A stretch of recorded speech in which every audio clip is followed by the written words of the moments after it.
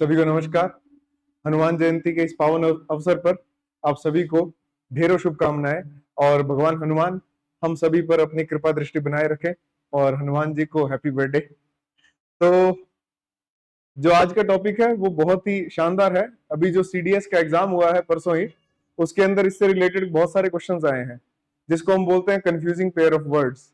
मतलब दो एक जैसे से वर्ड्स होंगे जिनका मीनिंग बहुत डिफरेंट होगा क्योंकि उनकी स्पेलिंग में डिफरेंस होगा या फिर उनके प्रोनाउंसिएशन में थोड़ा सा डिफरेंस होता है। इसका एक है ना, आपको याद रखनी है इन चीजों को कि इंपॉर्टेंट बात क्या है इसके अंदर। देखिए, इसकी भी एक कैटेगरी होती है। जैसे एक होगा पैरोनिम्स। पैरोनिम्स में क्या होता है कि ओरिजिन जो होता है ना वर्ड का वो सेम होगा, मतलब रूट वर्ड सेम होगा। जैसे मैं कह दूं ईगो, ईगो से बना ईगोइस्ट और ईगो से बना ईगोटिस्ट, लेकिन दोनों के मीनिंग में फर्क है। ये होगा अपने बारे में सोचने वाला, अपने बारे में बोलने वाला। फिर अगर मैं दूसरा लिखूं, ये भी अच्छा वर्ड है। जैसे मान लीजिए मैंने लिख दिया इधर एल्ट्रुइस्ट और एल्टरकेशन। एल्टरकेशन का मतलब लड़ाई झगड़ा, एल्ट्रुइस्ट का मतलब जो परोपकारी हो।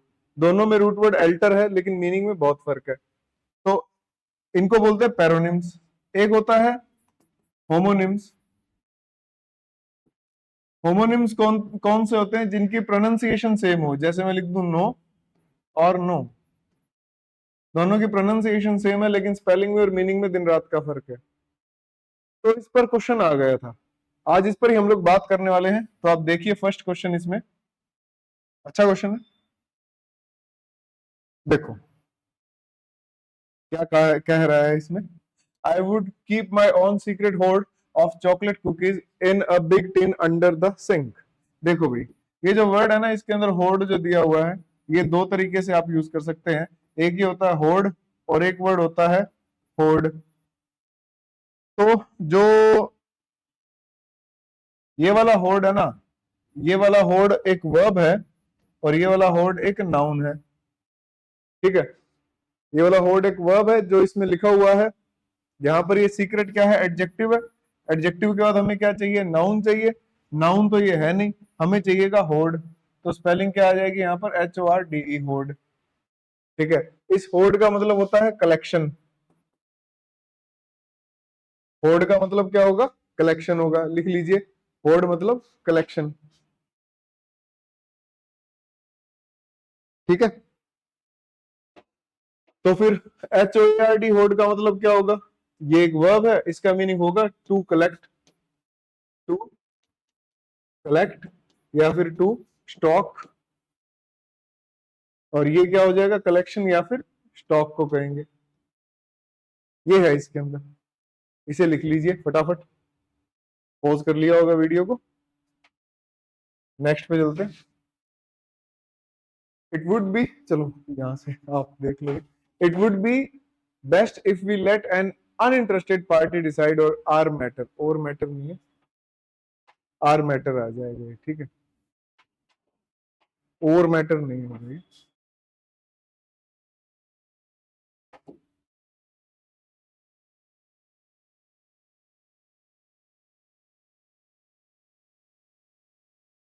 आर मैटर होगा, ये प्रिंटिंग एरर है, ग्रामेटिकल नहीं है। तो इसमें क्या आंसर बनेगा? आपसे अगर पूछा जाए कि इंटरेस्टेड का एंटोनिम क्या होगा, अगर मैं पूछूं इंटरेस्टेड, इंटरेस्टेड का एंटोनिम क्या होता है? इसका एंटोनिम होता है डिसइंटरेस्टेड या अनइंटरेस्टेड। तो इसका एंटोनिम होता है अनइंटरेस्टेड। और दोनों के मीनिंग में क्या फर्क है? इंटरेस्टेड का मतलब कि जिसको कोई काम करने में इच्छा हो, उसकी इंटरेस्ट हो, और जिसकी इच्छा ना हो। यहाँ पर अनइंटरेस्टेड पार्टी अगर आपने लिख दिया तो इसका मतलब हो जाएगा ऐसी पार्टी जो इंटरेस्टेड ही नहीं है। तो वो क्यों मामला सेटल करेगी भाई, जो पार्टी इंटरेस्टेड ही नहीं है। तो यहाँ पर जो शब्द आना चाहिए वो अनइंटरेस्टेड नहीं आना चाहिए, वो आना चाहिए यहाँ पर डिसइंटरेस्टेड। क्योंकि जो डिसइंटरेस्टेड वर्ड होता है ना, इसका मतलब होता है अनबायस्ड। अनबायस्ड बोलते हैं इसको, डिसइंटरेस्टेड। जैसे जज साहब को क्या होना चाहिए था? अनबायस्ड होना चाहिए था उनको, डिसइंटरेस्टेड होना चाहिए था कि भाई गाड़ी भाईजान ही चला रहे थे और हिरण को भी उन्हीं भाईजान ने ही मारा है। लेकिन जज साहब वहां पर क्या, अनबायस्ड हो गए थोड़े से। डिसइंटरेस्टेड का मतलब वहां बायस्ड हो गए, डिसइंटरेस्टेड अनबायस्ड को कहते हैं। तो ये शब्द आ गया इसके अंदर।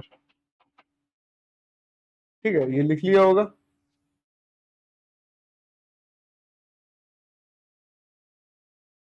थर्ड, ओहो, after swimming for several hours, the athlete's oral condition worsened when he realized it was becoming harder to hear. अच्छा क्वेश्चन है भाई,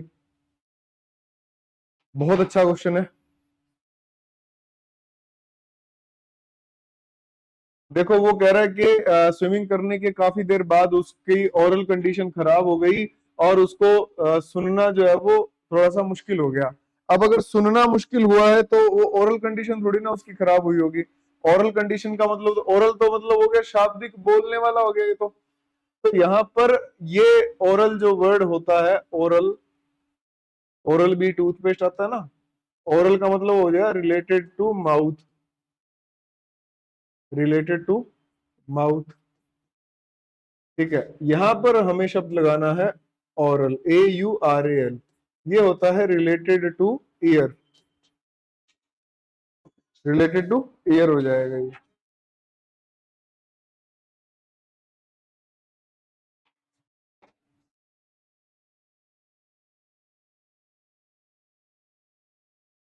ठीक है, रिलेटेड टू ईयर हो जाएगा, AURAL होगा।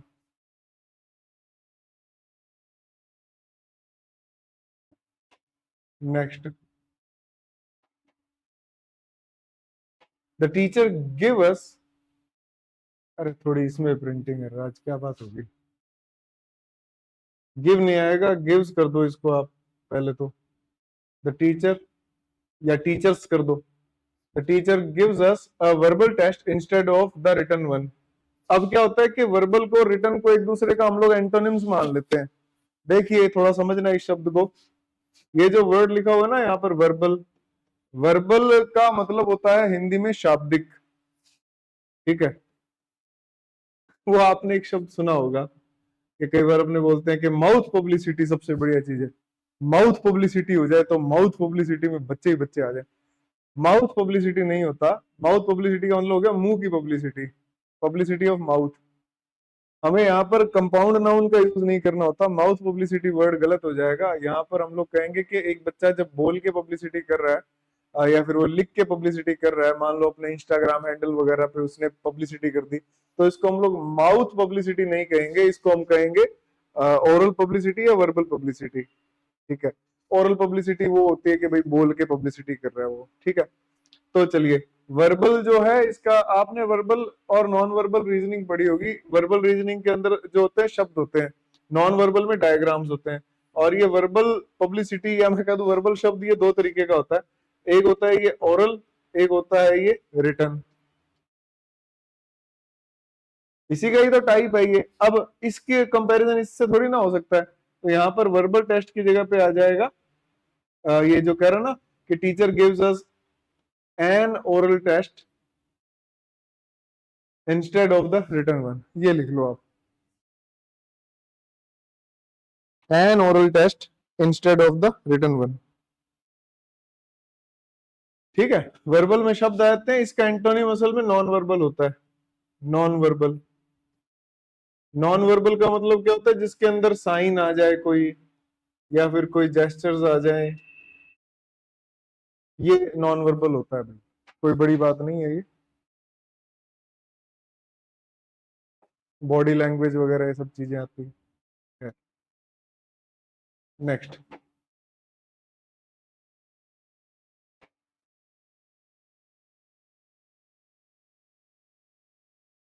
as an actor, the son could not match the success of father as he had the pitiful lack of talent. अच्छा question है ये दो वर्ड्स है ना बहुत कंफ्यूज करते हैं।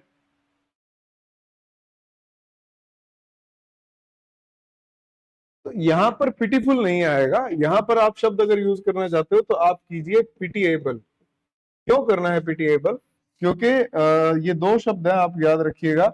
एक होता है पिटीफुल, एक होता है पिटीएबल। दोनों में क्या फर्क है? देखिए, पिटीफुल का मतलब होता है मिजरेबल। मिजरेबल से मेरा मीनिंग यहाँ पर है दयनीय।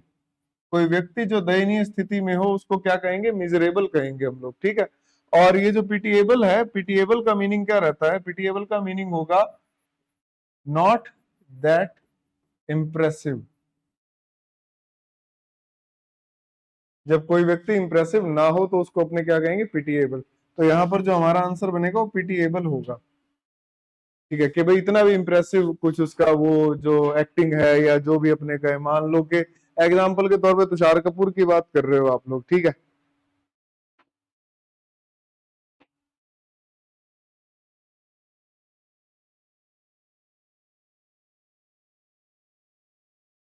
हाँ जी, many conditions associated with old age can be treated and elevated if not cured completely। अच्छा क्वेश्चन है ये वाला भी, वर्ड बहुत बढ़िया दे रखा है इसके अंदर।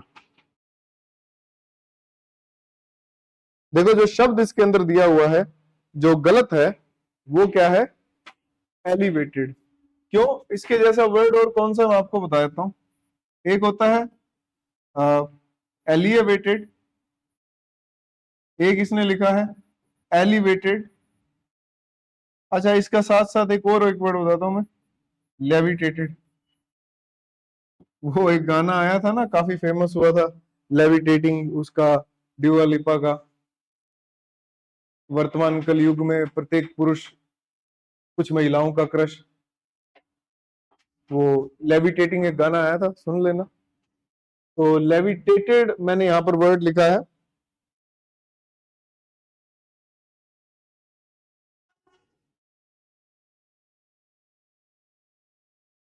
ठीक है। अरे अरे अरे अरे, ये क्या कर दिया? इसको सही कर लो भाई। आंसर ये और यही गलत हो गया।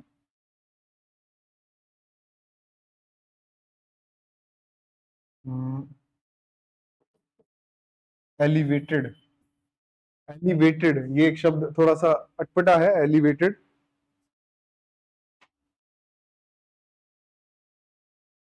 ठीक है, यहाँ पर एलिवेटेड मैंने लिख दिया क्योंकि देखो ये कैन बी, ये थर्ड फॉर्म में है ना, थर्ड फॉर्म, थर्ड फॉर्म। तो मैंने इन सब की थर्ड फॉर्म ही लिख दी है, ठीक है। और ये हुई भयंकर वाली प्रिंटिंग एरर। ये लो, ये लो भाई, तहलका ऑमलेट। एलिवेटेड, ये ये एलिवेटेड है ना, इसका मतलब होता है उठाना। आपने देखा होगा एलिवेटर्स होते हैं जिसको अपने लिफ्ट बोलते हैं। असल में वो लिफ्ट नहीं, वो एलिवेटर्स होते हैं। और जो वो अपने आप चलने वाली सीढ़ियां होती है उनको एस्केलेटर्स बोलते हैं। तो ये एलिवेटर्स बने जो आपको ऊपर या नीचे लेके जाएंगे। एलिविएट वर्ड आएगा, और यहाँ पर ये लेविटेट भी एक वर्ड है। इन तीनों के बारे में हम लोग अभी पढ़ लेते हैं। और वो देखिए क्या है। देखो भाई, यहाँ पर जो है एलिवेटेड की जगह पे एलिविएटेड आएगा वर्ड। और ये जो एलिविएटेड वर्ड है इसका मीनिंग क्या निकल के आता है एलिवेटेड का? इसका मीनिंग आप लिख लीजिएगा, टू लेसन या फिर टू मॉडरेट। टू लेसन या फिर टू मॉडरेट, कम करना। टू मॉडरेट, कम करना। ये देखिए आप, एक एक बात और देखना, जो कंपैरेटिव डिग्री होती है ना, आप इससे वर्ब बना सकते हो। जैसे अभी थोड़े टाइम पहले मैंने एक आपको शब्द दिखाया था जिसमें वर्ष से लिखा हुआ था वॉर्सेंट। वर्ष एक कंपैरेटिव डिग्री है, मतलब बदतर होना।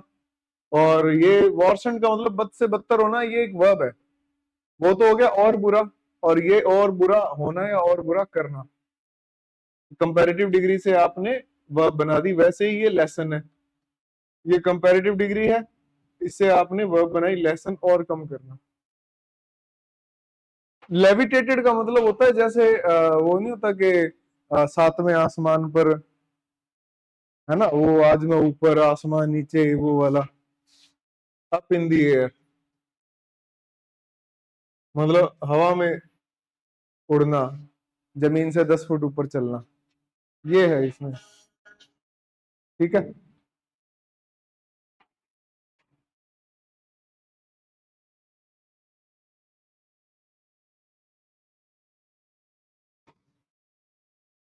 Next question.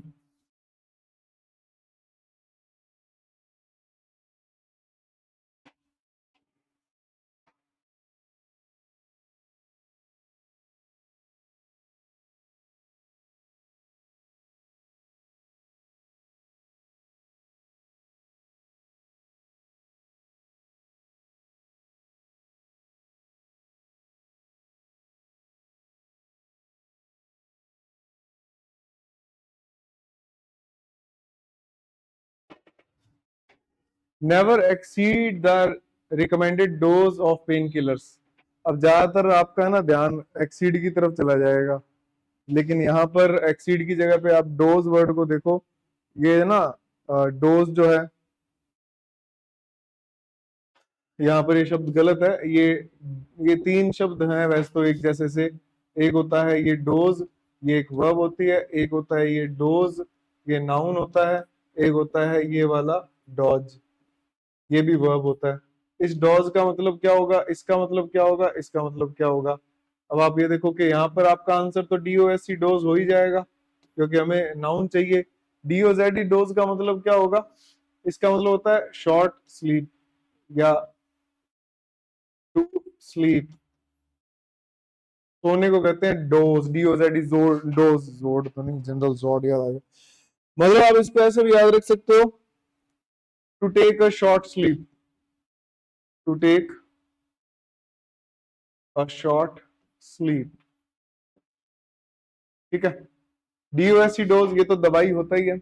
डॉज का मतलब क्या होगा, डी ओ डी जेड ही, डॉज। इसका मतलब चकमा देना, चकमा देना, चकमा सुर। ठीक है, ये चकमा देना, ये बन जाएगा इसका। नेक्स्ट देखो। From archaeological evidence, we can reasonably imply that these people used stone cutting tools. ये बहुत अच्छा क्वेश्चन है, क्योंकि अच्छा वर्ड दिया हुआ है इसके अंदर।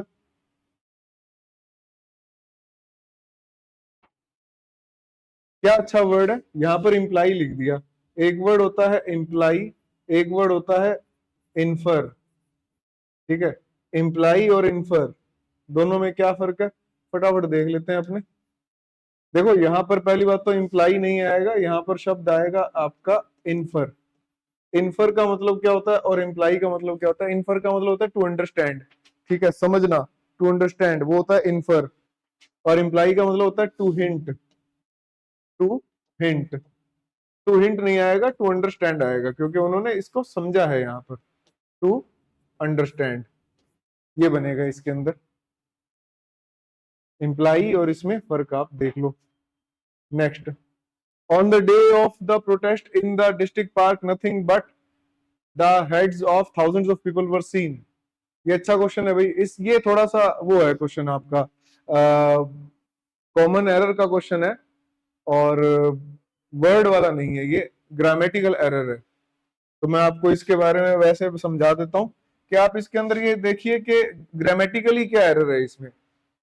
सब्जेक्ट को ढूंढे अगर हम लोग, on the day of the protest, ये हो गया वैन का जवाब, मतलब ये क्या है, एडवर्ब है। एडवर्ब है ना, सब्जेक्ट तो नहीं हुआ। फिर नेक्स्ट जो कह रहा है, कहता इन द डिस्ट्रिक्ट पार्क, ये क्या बन गया, इन द डिस्ट्रिक्ट पार्क, ये वेयर का जवाब हुआ, ये भी एडवर्ब है। ठीक है। Nothing but the heads of thousands of people, but preposition है और ये एक्सक्लूड कर रहा है। और बट क्योंकि प्रीपोजिशन है, the heads of thousands of people, ये भी इसका ऑब्जेक्ट बन गया। तो सब्जेक्ट कौन बचा, नथिंग। नथिंग क्या है, सिंगुलर, वर नहीं आएगा, वॉज आएगा। ठीक है, ये एडवर्ब बना प्रीपोजिशन की वजह से, ये एडवर्ब बना। और ये नथिंग जो है ये हमारा प्रोनाउन होता है। कौन सा प्रोनाउन, इनडेफिनेट प्रोनाउन होता है। और ये सब्जेक्ट है, ये प्लूरल नहीं होता है, सिंगुलर होता है, क्योंकि बट यहाँ पर कंजंक्शन नहीं है, प्रीपोजिशन है। इसके साथ वाली भी ये चीज ऑब्जेक्ट बन गई प्रीपोजिशन की, सब्जेक्ट बचा ये, तो इसके अकॉर्डिंग वॉज आ जाएगा। एक बार और देख लेना इस क्वेश्चन को अगर थ्योरेटिकली समझना चाहते हो। लास्ट क्वेश्चन देखिए आज का। The face was smooth, the yellow skin as translation as waxed paper, the vein clearly visible.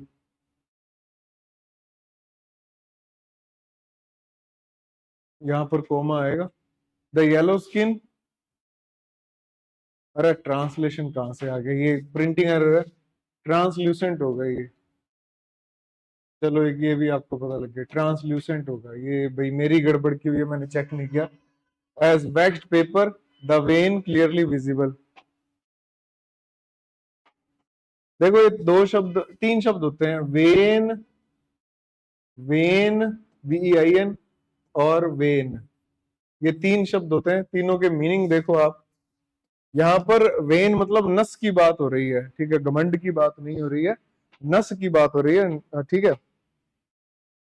When जो VIN वेन है, इसका मतलब होता है यूजलेस या एरोगेंट। ऑल इन वेन बोलते हैं ना कि, और एक वो स्टोरी पड़ी हुई द वेन स्टेग, ठीक है। एक ये जो वेन है ये है ब्लड वेसल, ब्लड वेसल मतलब नाड़ियां जो होती है। एक ये VANE वेन है, इस VANE वेन का मतलब क्या होगा, ये वो होता है ना जो डायरेक्शन बताता है, डायरेक्शन इंडिकेटर, वो जो मुर्गा लगा होता है झोपड़ियों पे, आपने देखा होगा हॉलीवुड की मूवीज में होता है, डायरेक्शन इंडिकेटर कह दो आप इसको, ये वेन होता है। तो इसमें VIN वेन की जगह VEIN वेन आएगा, ठीक है, ये समझ गए होगे आप। तो आज के 10 क्वेश्चन आपको कैसे लगे, थोड़ी बहुत प्रिंटिंग एरर के साथ में थे, समझ तो आया होगा, इतनी तो मैं उम्मीद कर ही सकता हूँ। फिर से हनुमान जयंती की ढेरों ढेरों शुभकामनाएं, पढ़ते रहिए, बढ़ते रहिए, नोट्स बनाते रहिए। नेक्स्ट वीडियो में मिलते हैं। जय हिंद, जय भारत, जय बजरंग।